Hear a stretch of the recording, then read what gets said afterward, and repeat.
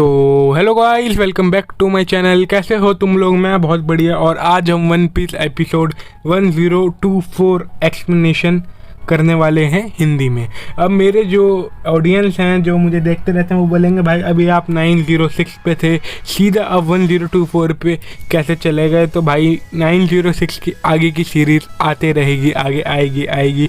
मैंने अपने पिछले एपिसोड में आपको एक्सप्लेन किया था, पर मैंने आपको ये भी बोला था कि अब खतरनाक चीज़ आने वाली है वन पीस में, तो मैं ये भी कवर करते रहूँ और वो भी कवर करते रहूँ। वो दोनों भी आई जाएंगी वीडियो, मतलब 906 के आगे। तो जब तक मैं ये ले आ रहा हूँ, फिर वो भी 2 दिन बाद ले आऊँगा, इस बार डिले नहीं होने वाला है। तो ये ले आया हूँ। और आपको क्या करना है? लाइक करना है, शेयर करना है, सब्सक्राइब करना है। अगर आपको ये आइडिया अच्छा लग रहा है तो लाइक करो, सब्सक्राइब करो। सब्सक्राइब करना तो यह मतलब ज़रूरी है, सब्सक्राइब करना ज़रूरी है। आपको सब्सक्राइब करना पड़ेगा, कर देना भाई मेरे लिए प्लीज़। और लाइक भी कर देना, कमेंट करो। और हम Q&A भी रखने वाले हैं, तो आपको जो क्वेश्चन पूछना है पूछो। गेमिंग रिलेटेड हो गया, गेमिंग रिलेटेड मैं कोडेक्स रमन में डालता हूँ पूरा, आप उसमें देख सकते हो कि कौन से गेम आपको मतलब खेलने हैं। मैं आपको ऐसे गेम सजेस्ट करूँगा ना एंड्रॉयड फ़ोन के लिए कि आपको बहुत मज़ा आने वाला है। तो आप मुझे ये सब पूछ सकते हो, Q&A है। जो ये सब छोड़ते हैं और शुरू करते हैं। So let's go.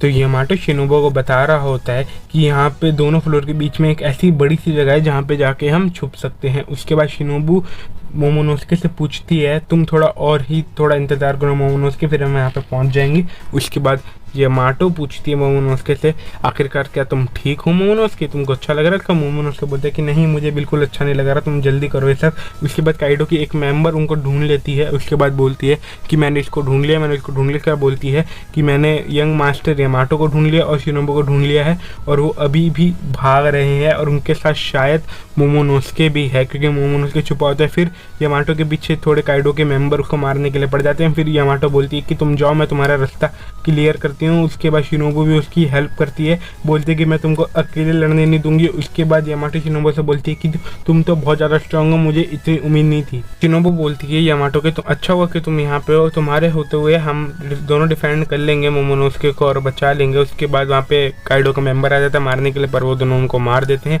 उसके बाद शिनोबो बोलती है मोमोनोस्के, तुम अपना मुँह बाहर निकालो, हम सारे एनिमे को देख लेंगे, चलो बाहर निकालो। फिर मोमोनोस्के बाहर निकाल लेता है अपने मुँह उसके शर्ट से यामाटो के। उसके बाद बोलता है कि मैं आज बिल्कुल अच्छा नहीं लग रहा है कि सारे लोग मुझे प्रोटेक्ट कर रहे हैं और मैं कुछ भी नहीं कर पा रहा हूँ। उसके बाद मोमोनोस्के अपने आप को ही बोलता है कि मैं अपने आप से हेट करने लग गया हूँ।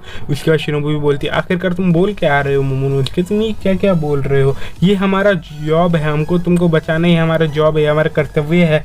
उसके बाद मोमोनोस्के बोलता है ये सब मुझे बहुत ही ज़्यादा लग रहा है, ऐसा मेरे साथ क्यों हो रहा है? मैं तुम्हारे ऊपर ही रिलाई कर रहा हूँ, मैं बहुत स्टूपिड हूँ, मैं वीक हूँ, मैं फुलिश हूँ। अंडरस्टैंड बोल रहा है यार, तुम समझ लो, बोल रहा है कि मुझे कुछ अपने पे भरोसा नहीं है। उसके बाद शिनोबो बोलती है कि तुम बहुत ग्रेट हो मोमोनोस्के। और उसके बाद मोमोनोस्के बोलता है कि नहीं, मैं नहीं ग्रेट हूँ, मैं बकवास हूँ। उसके बाद शिनोबो बोलती है अभी तुम छोटे हो, जब तुम बड़े होगे ना उसके बाद तुम ग्रेट शोगन बनने वाले हो, खतरनाक शोगन बनने वाले हो। यामाटो बोलती है तुम एक दिन ओडन से भी बड़े शोगन बनोगे मोमोनोस्के। फिर मोमोनोस्के बोलते हैं नहीं, मैं उनके जैसा कभी नहीं बन पाऊंगा। उसके बाद घबराता है। उसके बाद घबरा के वो ड्रैगन पे कन्वर्ट हो जाता है। फिर वो क्या कहते हैं, वो यामाटो बोलती है कि ये ईल यहाँ पे ईल कैसे आ गई, ईल यहाँ पे कैसे आ गई है? उसके बाद शिनोबो बोलती है जब ये एक्साइटेड और घबरा जाता है तो ईल पे कन्वर्ट हो जाता है, मतलब ड्रैगन पे। उसके बाद यामाटो बोलता है कि तुम ड्रैगन फ्रूट खाओगे इसलिए तुम ऐसा हो रहे हो। फिर मोमोनोस्के बोलता है हाँ मैंने एक ड्रैगन फ्रूट खाया। तो उसके बाद पंकज आर्क का जो फ्लैशबैक है वो दिखाया जाता है कि वो एक जगह फंसा होता है मोमोनोस्के। उसके बाद उसको भूख लग रही होती है, वहाँ पे कुछ चीज़ होता नहीं है। फिर उसको एक सेब दिखता है जो ड्रैगन फ्रूट होता है, वो पहले कांच को तोड़ता है, उस सेब को लेता है और खा लेता है। ये बैक स्टोरी है, जिन्होंने वन पीस देखा है उनको ये सब याद होगा, मुझे समझाने की वैसे उतनी ज़रूरत नहीं है।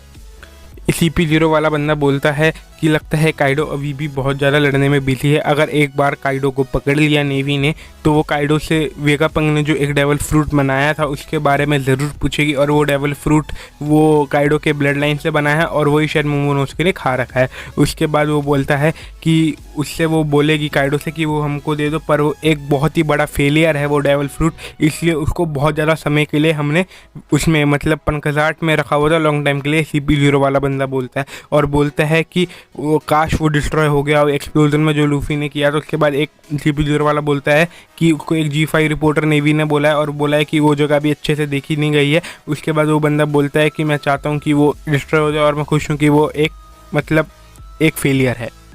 फिर अगले सीन में ओडन आता है और ओडन बोलता है कि तुम लोग भाई कुत्तों की तरह पिट चुके हो और मैंने तुमको बहुत याद किया यार, तुम बहुत याद किया। मतलब ये ओडन बोलता है और बोलता है तुम लोग बूढ़े भी हो चुके हो, तुम अभी भी मेरे जैसे जवान नहीं हो, ये ओडन बोलता है। उसके बाद वहाँ पे जो लोग होते हैं वो शॉक हो जाते हैं कि ओडन समा आप जिंदा कैसे हो ओडन समा। उसके बाद ओडन बोलता है कि तुमने क्या ही सोच लिया, मैं इतनी जल्दी ऐसे मरूंगा ऐसे। उसका कैप्पा बोलता है कि जब तुमने हमको फेंका था तो हम भाग गए थे, पर हमने पीछे का नहीं देखा था कि तुम कैसे सर्वाइव किए, और आज हम जिंदा हैं तो तुम्हारी वजह से जिंदा हैं, ये कैप्पा बोलता है ओडन को। उसका ओडन बोलता है कि क्या हुआ भाई, तुम इतने शॉक कैसे हो, क्या कुछ गलत हो गया क्या, तुमने इतने गंदे गंदे फेसेस क्यों बना रखे हैं। ओडन बोलता है कि ओकीकू अपने पुराने दिन याद कर रही हो जी ओडन के साथ कि इन्होंने कैसे कैसे दिन बताए थे, बहुत अच्छे से दिन बनाए थे, बहुत ज़्यादा अच्छे से दिन बताए थे, और मैं तो चला क्यों रहा हूँ मुझे समझ नहीं आ रहा है। उसके बाद वहाँ के लोग शौक ही हो रहे हैं, बोलते हैं ओडन समा, ओडन डेंजरो शौक हो रहा था ओडन समा ओडन समा।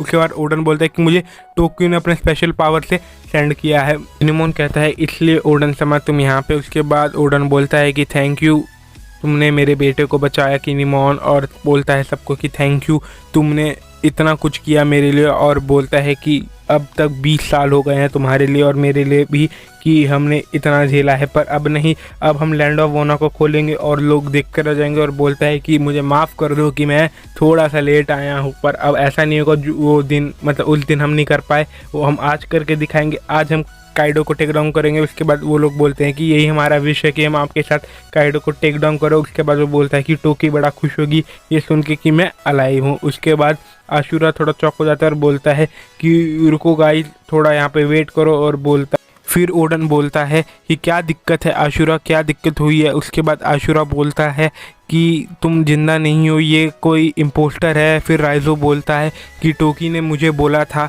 कि पीपल कभी भी पास्ट में नहीं जा सकते, और पीपल जा सकते हैं तो फ्यूचर में जा सकते हैं पर पास्ट में नहीं जा सकते। ये टोकी बोल रही कि मेरा पावर इतना ही कर सकते हैं, मैं पास्ट तक हैंडल नहीं कर पाऊंगी। उसके बाद राइजो वही चीज़ बोलता है कि पीपल कभी पास्ट में नहीं जा सकते पर वो फ्यूचर में जा सकते हैं, और पास्ट कभी चेंज नहीं हो सकता, यही राइजो बोल रहा होता है। उसके बाद ओडन बोलता है कि राइजो क्या हो गया तुम्हें, तुम मेरा फेस वेस भूल गए हो क्या राइजो। उसके बाद डेंजरो बोलता है कि तुमने यहाँ के लिए सबसे ज़्यादा सफ़र किया है और टेक रिवेंज, मतलब तुमने रिवेंज के लिए इतना सफ़र किया है और इससे ज़्यादा बुरा तुम्हारे लिए है, और हमारा जो सफ़र है वो तुम्हारे सफ़र के लिए कुछ नहीं है, ये डेंजरो बोलता है। उसके बाद राइजो बोलता है कि लूफी और अदर्स जो हैं वो हमारे लिए फ़ाइट कर रहे हैं और लैंड ऑफ वोना को छुड़ाएंगे। फिर किनेमोन बोलता है कि ये रियल भी तो हो सकता है गाइस, कम ऑन। फिर ओडन उनको मारने जा रहा होता है पर वो जो आशुरा होता है वो हटा देता है और बोलता है किनेमोन जागो। फिर आशुरा उस पर अटैक कर देता है पर उससे खून भी नहीं निकलता है। फिर जो ओडन होता है वही उस पर अटैक कर देता है आशुरा पे, और कुत्ते वाली हंसी करता है और फिर उसको तलवार लग जाती है। फिर आशुरा बोलता है अब सबको पता चल जाएगा कि ये एक इम्पोस्टर है। फिर ओकीकू आशुरा से बोलती है कि तुम ठीक हो ना अब आशुरा, फिर तुमको कुछ हुआ नहीं ना। उसके बाद वो लोग बोलते हैं पर ये जिसका ढंग वंग है वो पूरा ओडन जैसे, और वो पूरा ओडन जैसे रहा है। पर फिर उसके पीछे पता चलता है ये सारा कांजूरो की हरकत है, ये सब कांजूरो ने किया। उसके कांजूरो बोलता है कि मैंने पूरा ओडन जैसा ड्रॉ किया है ना, ये सेम ओडन जैसा लगता है ना, राइट। उसके बाद ओडन बोलते हैं डांजरो तुम ऐसा कैसे कर सकते हो, मैं तुम्हारा लॉर्ड, तुम मेरे से लड़ कैसे सकते हो। उसके बाद डांजरो बोलते हैं ये बस एक ड्राइंग है कांजरो, तुम हो कहाँ एक्चुअली। फिर कांजरो बोलते हैं मुझे इनको दूर से ही मैनिपुलेट करना होगा, नहीं तो ये मुझे ढूंढ लेंगे, मैं ओडन के फॉर्म में दूर से करता हूँ। फिर कांजरो को बोलते हैं कि मैं भी बहुत ज़्यादा घायल हो चुका हूँ, तुम भी बहुत ज़्यादा घायल हूँ और मैं मर भी सकता हूँ बैटल के द्वारा, पर मरने से पहले मैं एक चीज़ करना चाहता हूँ कि मैं कुजुगी क्लैन के दिल को छुरी मार के उनको ऐसी तैसी करना चाहता हूँ एज कुरोजामी कांजरो के नाम से, क्योंकि उसका क्लैन कुरोजामी है। तो बेसिकली जिसको पीछे समझ नहीं आया क्योंकि मैं बड़ी तेज बोल रहा था, उसका मतलब यही है जो ओडन था ना वो था एक्चुअली कांजरो, और कांजरो ही ये सब कर रहा था कि उनको मारने की कोशिश कर रहा था। फिर उनको पता चल जाता है वो कांजरो है और कांजरो उनको मारने की कोशिश करता है। उसके बाद अगले सीट में हमको ये दिखाया जाता है कि जो यामाटो होती है वो मोमोनोसुके को बोलती है मोमोनोसुके तो वापस मतलब नॉर्मल हो जाए। फिर मोमोनोसुके चेंज हो जाता है, नॉर्मल हो जाता है। उसके यामाटो बोलते तुम उधर ही रहो। उसके बाद मोमोनोसुके बोलता है कि अब मैं इस फॉर्म में कंट्रोल कर लेता हूँ, अब मुझे ज़्यादा दिक्कत नहीं होती है। फिर मोमोनोसुके बोलता है अगर मैं इस फॉर्म में रहा तो मैं सबकी हेल्प करूँगा, काइडो की तरह सबको मारूंगा पीटूंगा नहीं। उसके बाद यामाटो बोलता है कि अभी भी लूफी लड़ रहा होगा काइडो से, लड़की है पर मैं लड़का बोल रहा हूँ कोई टेंशन नहीं। फिर बिग मॉम आती है और वो अपनी पावर दिखा रही होती है और बोलती है कि क्या हुआ, अब तुम मतलब डांस करने से थक गए हो, मतलब लड़ने से। उसके बाद ज़ोरो बोलता है कि आखिरकार हम इसको हराएंगे कैसे, अरे तो बहुत ज़्यादा ताकतवर। फिर किड बोलता है कि हमारी पावर भी शायद इस पर वर्क नहीं कर रही है। किड बोलता है कि एक्चुअली एक एम्परर है, इनकी स्किन इतनी टफ है कि उनको कुछ फ़र्क ही नहीं पड़ रहा है। फिर लॉ बोलता है कि ये प्रिटेंड भी नहीं कर रहे, इनको दर्द वर्द हो रहा है। उसके बाद लूफी बोलता है आखिरकार ये हो कैसे सकता है, इनको दर्द कुछ हो क्यों नहीं रहा है, ये भी तो एक तरह से ह्यूमंस ही है, इनको ऐसा कैसे हो सकता है। उसके बाद उसको वापस ही वो गम जो वो मारता है यार अटैक, वही करने जा रहा होता है। फिर काइड उसको मार देता है। लूफी अपने आप को थोड़ा ज़्यादा शाना समझ रहा था। उसके बाद ज़ोरो बोलता है तुमने ये पहले भी किया था, उस पर वर्क नहीं किया, अब कैसे वर्क करेगा इडियट। उसके बाद किलर बोलता है कि ये ह्यूमन कैसे हैं, इनको कुछ हो ही नहीं रहा यार, हम इतना कुछ मार रहे हैं। लूफी बोलता है क्या तुम अब ये सोच रहे हो कि तुम इनको हरा नहीं पाओगे और अब तुम यहाँ पे हो इनसे लड़ रहे हो। उसके बाद ज़ोरो बोलता है कि हम इनको हराने की टेक्निक सोच रहे हैं। उसके बाद लॉ बोलता है हम इन दोनों को अलग अलग कर देना चाहिए, ये दोनों अलग अलग हो जाएंगे, इनकी पावर स्प्लिट हो जाएगी। उसका किडो भी बोलता है कि ये सही है, इन दोनों को अलग अलग करके मारेंगे तो हमको थोड़ा फ़ायदा होगा। फिर वो दोनों अलग अलग करने की प्लानिंग करते हैं। उसके बाद लूफी बोलता है कि मैं हेल में बहुत बार जा चुका हूँ और ये दोनों भी एक तरह से हेल ही हैं। उसके बाद काइडो बोलता है कि तुम्हारी आइज़ बहुत ख़तरनाक दिख रही है। उसके बाद लूफी भी बोलता है कि मैं तुमसे ज़्यादा ताकतवर काइडो, तुम कुछ भी नहीं कर पाओगे। इसी तरीके से एपिसोड खत्म करता है। लाइक कर देना, शेयर कर देना, सब्सक्राइब कर देना। थोड़ी आवाज़ गंदी लग रही हो तो थोड़ा माफ़ कर दो यार, समझ ही नहीं आ रहा हो कमेंट करना, मैं अगली बार इंप्रूव कर लूँगा। सो बाय बाय।